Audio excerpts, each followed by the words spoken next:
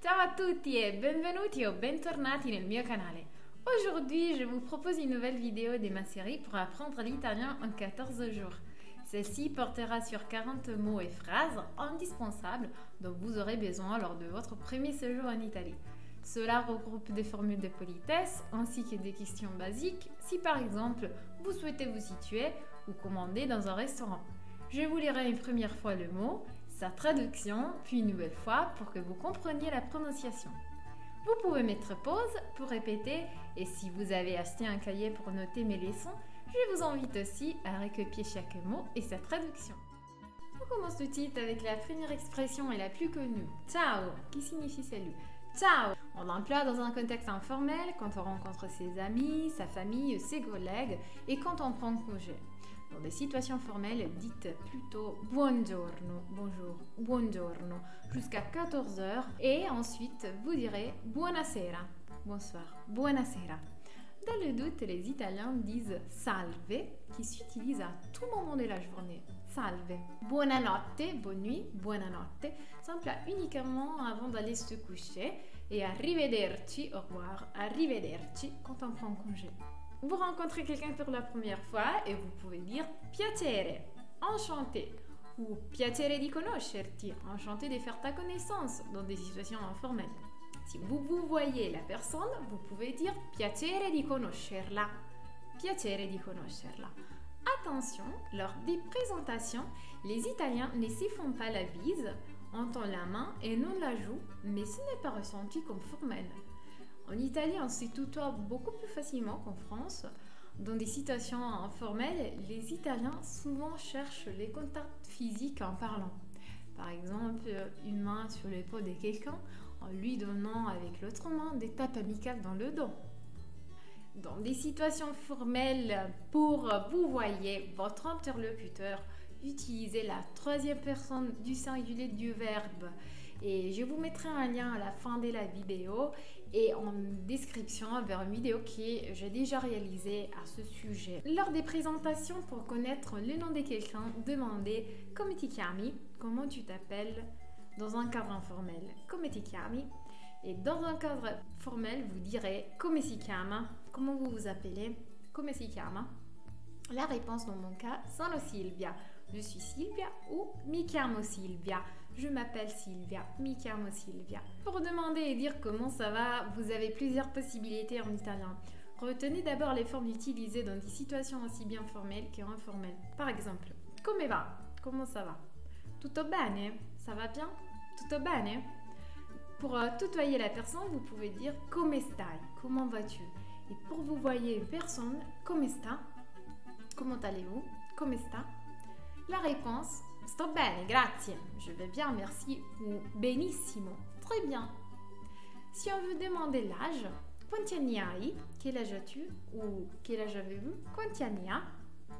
Et la réponse sera, dans mon cas, ho 28 anni. Ho 28 anni. Pour demander et dire la provenance, di dove sei? D'où es-tu? Di dove siete? D'où venez-vous? Si vous voyez la personne. Sono italiana, je suis italienne. Sono francese, je suis française.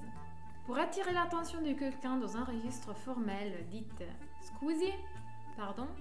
Et si vous ne comprenez pas, ajoutez non capisco. Puoi ripetere più lentamente. Je ne comprends pas. Pouvez-vous répéter plus lentement? Non capisco. Puoi ripetere più lentamente.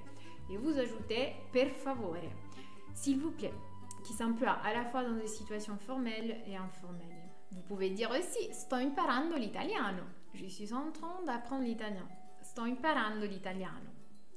Et vu qu'il faut acquérir du vocabulaire, demandez che cosa vuol dire, qu'est-ce que cela veut dire, ou che cos'è, qu'est-ce que c'est. Pour remercier quelqu'un, dites grazie, merci, grazie, ou grazie mille, merci beaucoup.